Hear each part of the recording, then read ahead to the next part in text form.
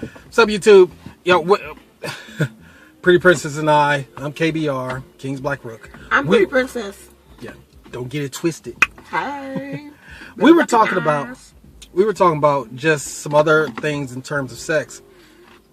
One thing that her and we always get into, for the most part, is we got really good communication between each of us.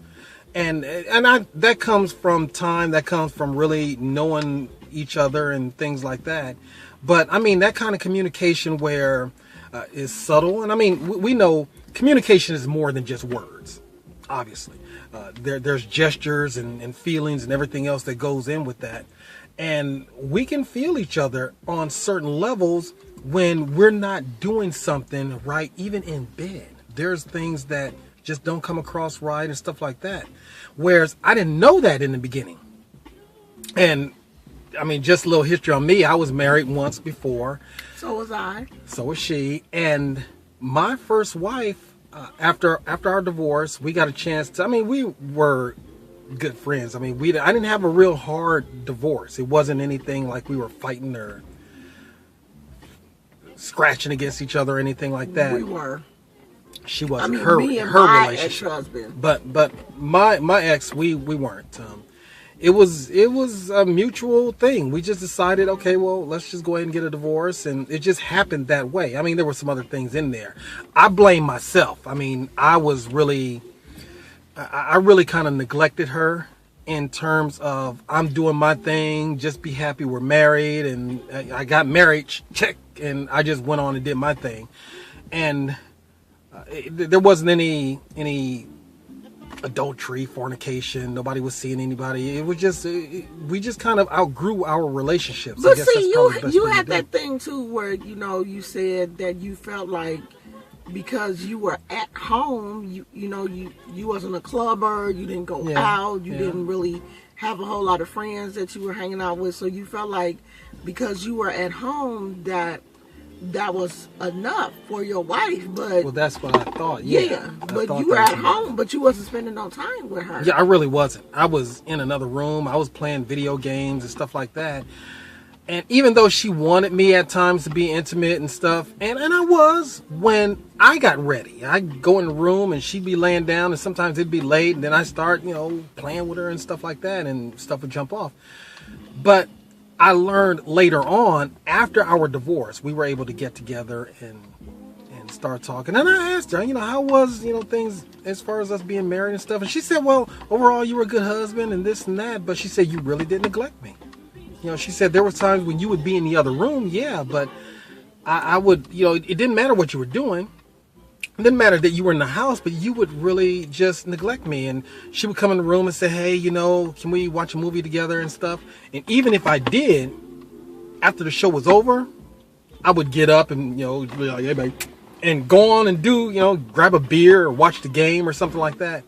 And I really, I got married when I was 21. I got married when I was 21. 21, yeah. I was young. And I'm saying, for those of you who are 21, I'm not saying you're too young. I was too young. I was too. And I didn't know how to treat a woman in a relationship. I really didn't. And I come to find out that she told me she didn't have too many orgasms. And we were married for 10 years.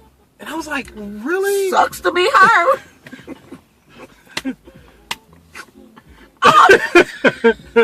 I'm sorry. But it blew my mind because, I'm sorry. Okay. Here, imagine this. I'm 20 years old and I'm thinking I'm a stud and young, dumb, full of cum and all that stuff. And I'm thinking I'm doing my thing. Yeah, I'm doing it. And I didn't know. My communication with my wife is nothing where my communication is now, even with good friends. I think my communication has grown because, I'm just saying, just life and the choices that I made.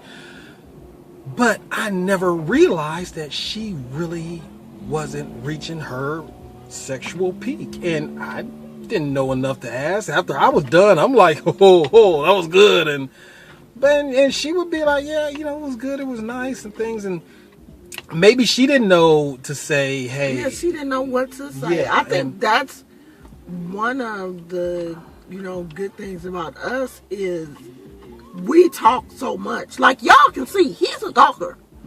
He will stay up at night, talk your damn head off, and then, but we talk. We are always talking to each other. We are really, really good communicators. And it's not, I don't think it's anything that I wouldn't talk to him about. I mean, if I got a hangnail on my foot, I'm going to call him. Oh, she going to bring it up.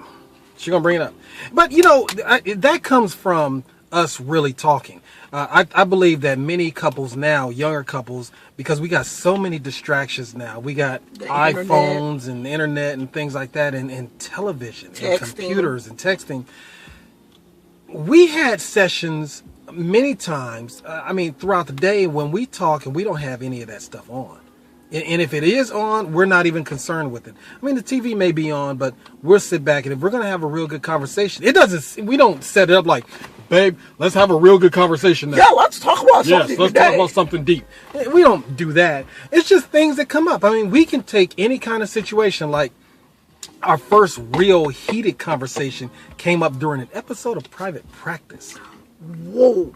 I mean, to the point where I was like, let me rethink this, because I don't know if I'm going to really be able to, over a situation that wasn't even real. It was trivial. It had nothing to do with us. Had nothing to do with us at all, but it was the way he was dealing with the situation, and the way that I was dealing with the situation was so different that it just made me so mad, because I was like, I don't know if I can deal with you. If that's how you handle certain things, maybe I'm not even going to be able to. I mean, that was something where it took us to the next day to really take like a half-mile walk. Didn't we? Yeah, we did. We did the long walk. We didn't do the princess walk. We did the long walk. I mean, we had to take like a half-mile walk to really process all of that stuff. But that's how we are, though.